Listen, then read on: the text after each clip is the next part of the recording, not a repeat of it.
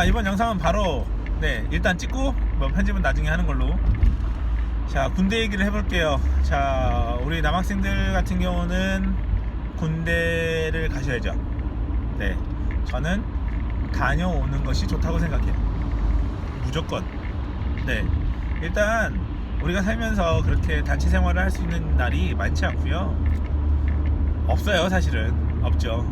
단체로 2년 또는 4년을 물론 이제 부사관이 되면 출퇴근을 하니까 단체 생활이라고 볼 수는 없지만, 단체 생활은 단체 생활이고 계급사회이기 때문에, 완벽한 계급사회이기 때문에 군대 생활은 하는 것이 좋다고 합니다.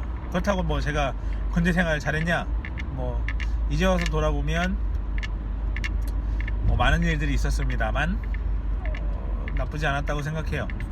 잘했냐 못했냐는 중간, 뭐 저를 아는 사람들, 저랑 군대 생활을 했다면 뭐 중간 이하라고 얘기할 수도 있겠지만, 그쵸, 나름대로는 그냥 중간 이상은 했다고 생각하는, 하여튼 군대 생활 4년을 했습니다. 뭐 다시 지금 군대 갈 거면 하겠냐? 저는 더 잘할 자신은 있어요, 확실히. 지금이라도. 근데 지금 제가 사실은 30살 좀 넘어서 다시 군대를 가볼까라고 생각을 했었는데, 제가 알아보니까 늦었더라고요. 이게 군대를 부사관으로 들어갈 수 있는 나이가 정해져 있기 때문에 안 되더라고요. 그래서 안 되는구나 라고 생각했어요. 지금 제가 만약에 군대를 간다면 유일하게 들어갈 수 있는 게 조종준사관밖에 없습니다. 근데 이제 뭐 이런 시력이나 이런 것들이 허락되는지는 잘 모르겠어요. 어쨌든 군대 생활은 하는 것이 좋다. 그러니까 뭐 군대를 부사관으로 가야 되냐 병사로 가야 되느냐 이런 질문을 하기 전에 군대를 가야 되느냐 말아야 되느냐, 그런 사람도 있겠지만 저는 군대 간다고, 무조건 가야 된다고 생각해요. 어떻게 보면 불합리하다고 생각할 수도 있을지도 모르겠지만 지금 우리나라는 그런 상황이 아니고요. 저는 군대를 무조건 가야 된다고 생각합니다. 뭐 여러 얘기를 하면 이게 또 논란이 될 수 있으니까, 군대 가셔서 많은 여러 사람들하고 친해지는 방법과 그 사람들하고 살아가는 방법, 그리고 나와 생각이 맞지 않는 사람들하고 의견 충돌이 됐을 때 그 문제를 해결하는 방법, 뭐 저랑 제 성향상 그렇게 잘하지 못했지만 그래도 잘하는 사람들을 보면서 많은 것을 느끼기도 했습니다. 어찌됐든 군대 생활은 무조건 필요하다고 생각하는 사람 중에 한 명이고, 기왕이면 다녀오십시오. 뭐 어쩔 수 없이 병역 문제를 해결하지 못하는 친구들, 그래서 면제가 되는 친구들이나 뭐 다른 공익근무를 해야 되는 사람들일지라도 어찌됐든 최대한 군대를 가려고 하는 노력을 기울이시기 바라고요. 이 얘기는 뭐 다시 뒤로 넘겨놓고, 일단 병사로 가느냐 부사관으로 가느냐, 그러면 각각의 장단점을 한번 이야기해볼까요? 물론 다 아는 얘기지만, 병사로 가게 되면 장점은 뭐예요? 빨리 다녀올 수 있다는 겁니다. 육군 같은 경우는 현재 2017년 11월 기준으로 1년 10개월, 그죠? 1년 10개월, 22개월이란 말이에요. 그래서 22개월은 생각보다 금방 지나갑니다. 그래서 22개월 동안 빨리 다녀와서 취업 준비를 할 수 있다는 것, 이 장점이에요. 저는 그만한 장점이 없다고 생각해요. 왜냐면 옛날에는 제가 학생 때는 부사관으로 가서 뭔가 기회가 생기는 데까지 기다려야 했지만, 지금은 선배들이 굉장히 많은 기회를 만들어 놨어요. 그렇기 때문에 병사로 다녀오셔도 항공정비사 취업하는 데는 전혀 문제가 없습니다. 그러니까 보통 사람들, 우리가 상담을 이제 전문학교다 이렇게 받을 때 부사관 경력이 굉장히 도움이 된다 라고 이야기를 하시지만, 근데 도움되지만 병사로 다녀오셔도 전혀 문제가 없다. 예전과 많이 달라졌다. 그래서 병사로 다녀오신 다음에 병사로 갔을 때 이미 준비가 됐다면, 항공사에 갈 수 있는 기본적인 스펙이 준비가 됐다면 저는 빨리 군대 다녀오는 게 훨씬 낫다고 생각해요. 그러나 이제 2년 동안 있으면서 뭐 개인적으로 준비할 수 있는 것이 없는 것은 충분한 단점이에요. 또 그러니까 미리 준비가 다 된 친구들이 병사로 가는 게 좋다고 생각해요. 그러니까 그 준비라고 하면 뭐 학교에 다니면 되는 거고, 학교 다니면서 자격증을 딸 거니까, 저는 이제 가장 중요한 포인트는 영어라고 생각하거든요. 그래서 영어 점수가 높다, 내가 어느 정도 된다, 그러면 그 기준을 대략 알려드리면 700에서 750점 토익 점수가 된다. 이런 친구들은 그냥 병사로 다녀오세요. 아 근데 내 꿈이 부사관이다. 그럼 부사관으로 가는 게 맞죠.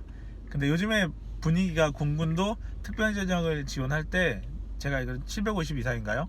토익 750 이상이 되어야 특별전형으로 지원할 수가 있게 되었어요. 올해부터 그렇게 바뀌었는데 2017년 11월 왜냐면 이게 2018년 2019년까지 이 영상이 넘어갈 수 있으니까 2017년 11월 기준으로 네, 공군은 특별전형에서 관련 학과를 다녀야 되고 항공정비사 면허를 소지해야 되며 영어 점수는 750점 이상이라고 못 박았습니다. 이제 공군 특별전형은 그렇게 바뀌었어요. 자 그럼 나는 공군 부사관에서 원하는 특기를 받고 싶다. 그럼 영어 점수도 미리 올려놔야 됩니다. 졸업하기 전까지 750점 이상으로 올리지 않으면 사실 공군 부사관으로 가서 원하는 특기를 못 받게 될 수도 있어요. 왜냐면 일반으로 들어가서 새롭게 따로 분류가 되는 거니까. 그러니까 뭐 이런 거 저런 걸 따져서 네 어찌됐든 그렇습니다. 근데 저는 750이 넘으면 부사관도 좋지만 병사로 다녀온 게 더 좋다고 생각해요. 네 왜냐면 이런 친구들은 조금만 더 하면 이 말이 안 되지만 영어 점수가 어떻게 조금 해서 되겠습니까? 그런데 그래도 800점, 850점 만들어낼 여지가 있는 학생들이에요. 그래도 700점 아래에 있는 친구보다 단시간에 800점 이상을 만들 수 있는 학생들이기 때문에 저는 그렇게 생각합니다. 그래서 700점에서 750점이 넘는다. 그러면 빨리 병사로 다녀와서 왜 우리 취업할 수 있는 기회, 그러니까 취업할 수 있는 기회가 아니라 취업에 도전할 수 있는 기회, 그러니까 시간을 더 만들어야 돼요.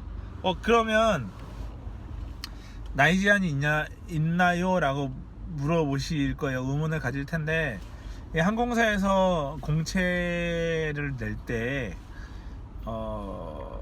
나이에 대한 언급은 없어요. 언급은 없는데 실제 항공사에 들어가는 사람들을 보면 30살 기준으로, 물론 30 넘는 사람도 들어갑니다. 안 들어간다고 얘기하면 제가 이상한 거죠. 근데 30살을 기준으로 30살 아래에 있는 친구들이 비율로 보면 한 90% 이상? 이거 좀 논란이 될 수도 있으니까 80% 이상 되고요. 30살 넘는 사람, 30살이 걸쳐 있는 친구들은 약 20% 정도 하는 것 같아요. 제가 전체적인 취업은 알 수 없지만 저희 이제 졸업생들이나 저희 동기 후배들 취업하는 모습을 보면 30살을 넘기는 순간부터 취업이 힘들어져요. 계속 떨어집니다. 근데 20대에 도전한 친구들은 계속 떨어지더라도 어떻게든 이걸 포기하지 않고 계속 노력한 친구들은 들어가는 상황이거든요. 그러니까 나이 제한이 있냐라고 물어보시면 나이 제한은 없지만 20대가 들어갈 수 있는 확률이 높다는 겁니다. 왜냐면 나이 제한이 있다고 하면 큰일 날 수도 있어서 어찌됐든 높아요. 그래서 결론적으로 우리 친구들한테 제가 상담을 해줄 때 또는 우리 학생들한테 이야기를 해줄 때 웬만하면 취업은 30살을 넘기지 말아라 라고 얘기를 해요. 그렇다고 30살이 넘어서 우리 학교에 들어오는 친구들한테도 그렇게 얘기를 하진 않지만 이제 기본적으로 항공사를 들어가는 기준이 그렇다는 겁니다. 물론 30살이 넘는 친구들은 항공사에 바로 못 들어갈 수도 있어요. 다른 이제 30살이 넘는 사람을 뽑는 회사에서 조금 있다가 또는 경력을 쌓고 이제 나중에 경력직 그런 공채? 선발 공고가 나면 그때 다시 한번 지원을 해보자 라고 얘기를 해요. 그런데 이제 기본적으로 우리 친구들 이제 대부분의 사람들은 이제 학생부터 시작하는 사람들을 봤을 때 이제 30살을 기준으로 보기 때문에 그러면 그 30살이 되기 전까지 어떻게든 그런 기회를 많이 확보하려면 21살, 22살에 전문대나 전문학교를 나와서 그럼 이제 22살에 사실 졸업을 하죠. 군대 갔다 오면 24살, 25살 이렇게 될 거예요. 그럼 25살부터 한 5년간 이렇게 취업을 할 수 있는 그 기회가 많아지는 장점이 있어요. 그러니까 병사로 다녀오면 그런 장점이 있습니다. 그거 굉장히 좋은 거죠. 어떻게 보면 빨리 갔다 온다는 건 젊은 나이에 많이 지원을 할 수 있다는 얘기고, 많이 지원할 수 있다는 건 기회가 많아진다는 거고, 언젠가는 우리 그 예를 들어서 3년에서 5년 안에는 무조건 취업을 할 수 있다는 얘기거든요. 그래서 제가 여태까지 가르치는 제자들 중에서 계속 도전해가지고 안 되는 사람 한 명도 본 적이 없어요. 그러니까 도전하다 포기한 사람은 있어도 계속 도전하는데 안 되는 애들은 본 적이 없습니다. 그러니까 네, 그렇게 취업할 수 있는 기회를 많이 확보하는 것이 병사로 다녀올 수 있는 장점이에요. 그래서 영어 점수가 높은 친구들은 빨리 병사로 다녀오는 것이 유리할 수 있다. 항공사에 들어갈 수 있는 확률이 굉장히 커진다라고 말씀드릴 수 있습니다. 자, 그러면 부사관은 어떤 장점이 있냐면, 첫 번째로 나는 단체 생활을 하는 것을 좋아하고 계급사회에 크게 거부감이 없다면 부사관 자체도 굉장히 좋은 직업이에요.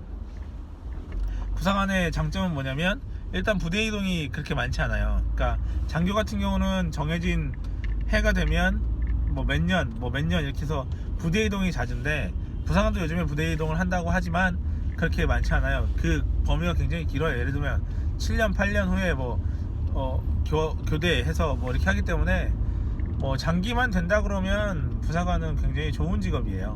그게 이제 첫 번째 장점이고요. 단기, 그러니까 4년만 하더라도 이 4년의 경력을 인정받을 수 있다. 이 인정받고 안 받고는 제가 이제 요 영상 마지막에 말씀드리고, 그 다음에 월급을 받아요. 월급을 받는데 지금 2017년 11월 기준이면 월 150은 받을 겁니다. 근데 이제 여러 가지 이제 수당 붙어서 받고 안 받고는 다르겠지만, 어쨌든 150 정도가 평균, 150에서 180이 평균이다. 4년 다 군생활을 한다 치면 한 180을 평균으로 봅시다.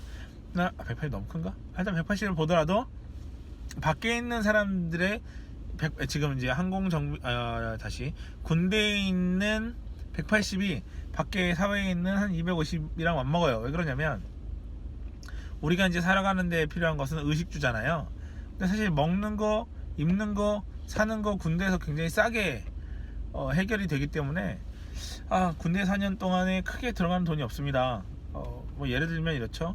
옷은 전투복을 많이 확보하면 사실 크게 새로 옷을 살 일이 없습니다.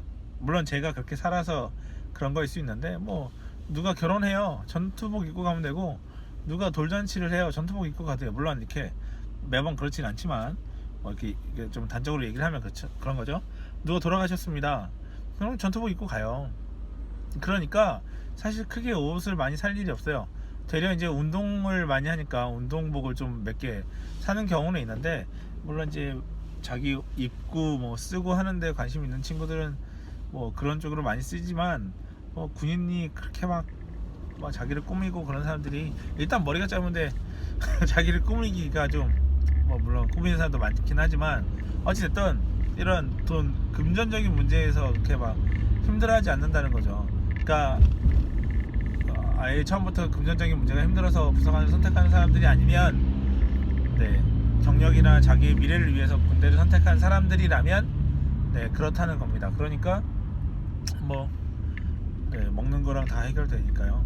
하여튼 그런 금전적인 부분을 약간 이제 월급을 받으면서 목돈을 만들어 나올 수 있다는 게 가장 큽니다. 제가 얘기하고 싶었던 건 그거예요.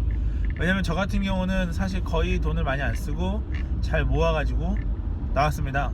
그걸 이제 집을 사는데 일부 사용을 했기 때문에 저는 되게 잘했다고 생각해요. 부사관 갔다 온 것이 저한테는 어차피 정보가 많이 없었으니까 굉장히 잘했다고 생각이 들어요.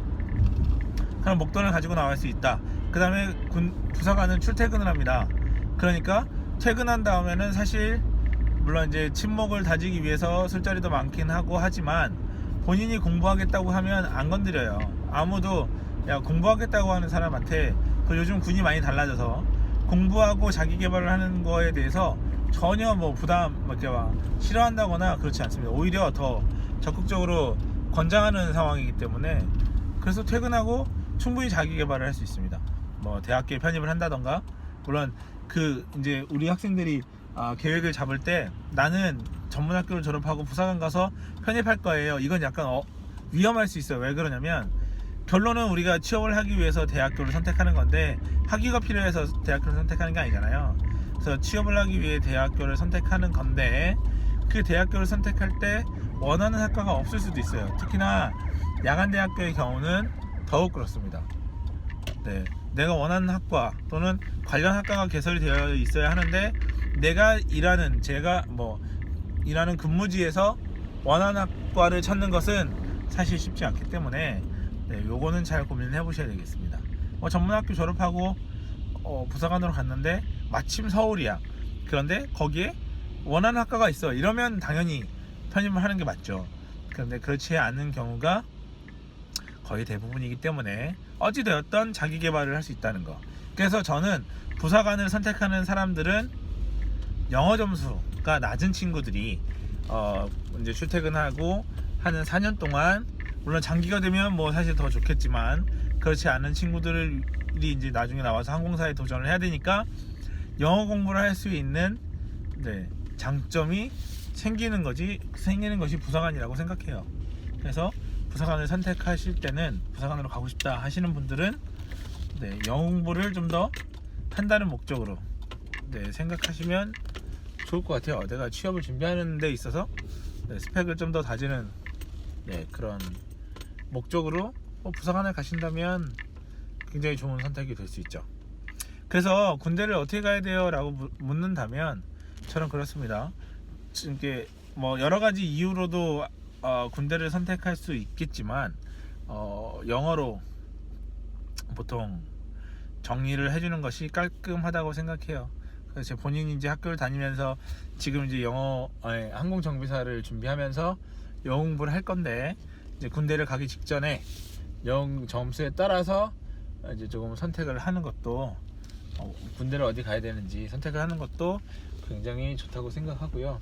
군대에서 4년 동안 근무할 수 있는 친구들이 부사관을 선택하는 것이 맞죠. 나는 군대가 맞지도 않고 단체 생활이 맞지 않은데 굳이 길게 갈 필요는 없으세요.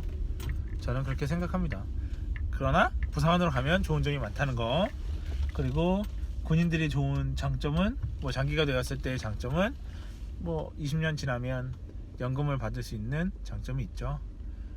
실제 그렇게 연금을 받고 받으시는 분들이 있으니까